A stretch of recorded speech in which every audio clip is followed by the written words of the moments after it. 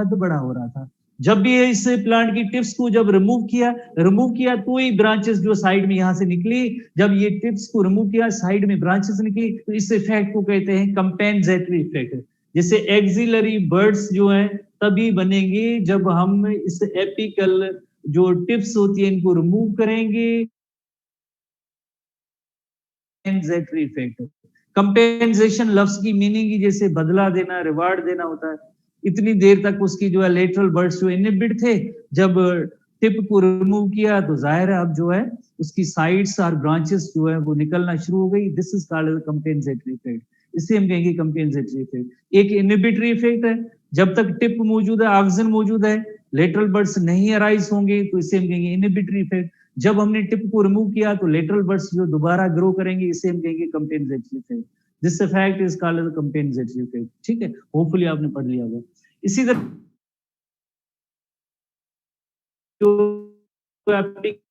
because if cytokinin is applied directly on the lateral buds, अगर cytokinin जो है lateral birds को apply करेंगे तो साइटोकाइनिन की वजह से लेटरल बर्ड्स हैं वो ऐसा ऐसा इमर्ज होना शुरू होंगे, तो ये साइटोकाइनिन का रोल हुआ। इसी तरह से एब्सिसिक एसिड और फ्लोरिजन हार्मोन, जिससे आपको पता है कि एब्सिसिक एसिड जो है एक स्ट्रेस हार्मोन है, इसके दौरान जो प्लांट की ग्रोथ नहीं होती है।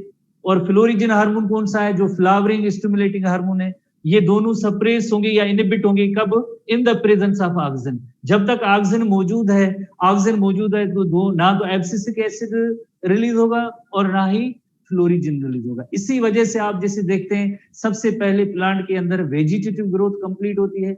वेजिटेटिव ग्रोथ यानी ऑक्सीजन के इफेक्ट की वजह से मैक्सिमम उसकी हाइट होती है और उसके बाद ही उस प्लांट के अंदर फ्लावर लगते हैं। तो फ्लोरिजन हार्मोन ऑक्सीजन की वजह से रिलीज नहीं होगा। इसी तरह एब्सिसिक एसिड वो है ही स्ट्रेस हार्मोन, इमरजेंसी स्टेट का है। प्लांट के अंदर स्ट्रेस वाली सिचुएशन तो ऑक्सीजन में नहीं हो, ऑक्सीजन तो ग्रोथ प्रोमोटर है। इसी तरह से जो डेंस प्लांट्स होते हैं, डेंस देखें या मिर्ची हैं तो उनके अंदर आप जैसे देखेंगे लेटरल बर्ड्स बहुत ज्यादा होते हैं। लेटरल बर्ड्स इसमें ज्यादा होते हैं तो यानी उसका मतलब क्या है कि उसके यहाँ लिटिल एपिकल डोमिनेंस है, उसमें एपिकल डोमिनेंस लिटिल कम है, क्योंकि वहां पे एक्सिलरी बर्ड्स हैं वो ज्यादा प्रोमोट करते हैं। एपिकल डोमिनेंस में सिर्फ और सिर्फ जो है प्लांट का कद बड़ा होगा, हाइट इंक्रीज होगी, तो ये इसका इफेक्ट है। उसके बाद नेक्स्ट जिस तरह से ग्रोथ एंड डेवलपमेंट एक सीरीज वाइज, जैसे ये हमारे यहाँ टेक्स्ट बुक के अंदर जो स्टेप्स मौजूद हैं, बहुत ही इंपॉर्टेंट स्टेप्स मौजूद है, इनको आप नोट करेंगे, याद करेंगे। और ये सवाल 1 2 3 बार नहीं, मेनी टाइम एंट्री टेस्ट में आ चुके हैं।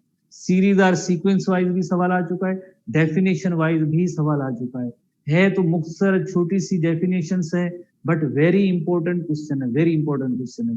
ठीक है, किस तरह से इंपॉर्टेंट क्वेश्चन है, जैसे आप देखें सबसे पहले गैमीट फॉर्मेशन का अमल होना चाहिए। गैमीट्स होंगी तो मीन्स आगे सेक्सुअल रिप्रोडक्शन होती है। गैमीट फॉर्मेशन के अमल को हम कहेंगे गैमीटोजेनेसिस। अगर स्पर्म बनने का अमल होता है उसे हम कहेंगे स्पर्मेटोजेनेसिस। अगर एग सेल बनने का अमल होता है उसे हम कहेंगे oogenesis। तो ओवरऑल हम क्या कहेंगे, ये गैमीटोजेनेसिस का अमल है। उसके बाद जैसे आपको पता है कि male and female animal contribute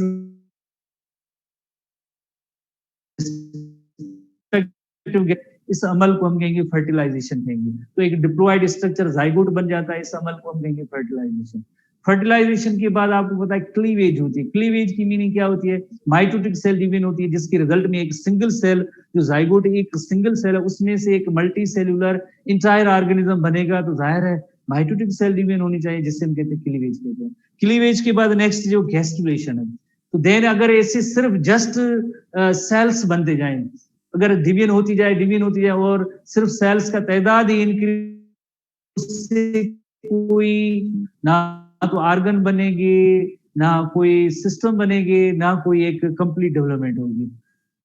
तो सबसे पहले क्या होता है कि ये जो सेल्स बने हैं ज्यादा तादाद, हम कहते हैं embryonic tissues are the germ layers. कौन सी germ layers, ectoderm, endoderm and mesoderm. तो 3 लेयर फॉर्मेशन की स्टेज को हम कहते हैं गेस्टुलेशन कहते हैं। Stage is called gastrula. Gastrulation के बाद ये 3 layers ectoderm, endoderm and mesoderm आपको पता है एम्ब्रियोनिक टिश्यूज हैं।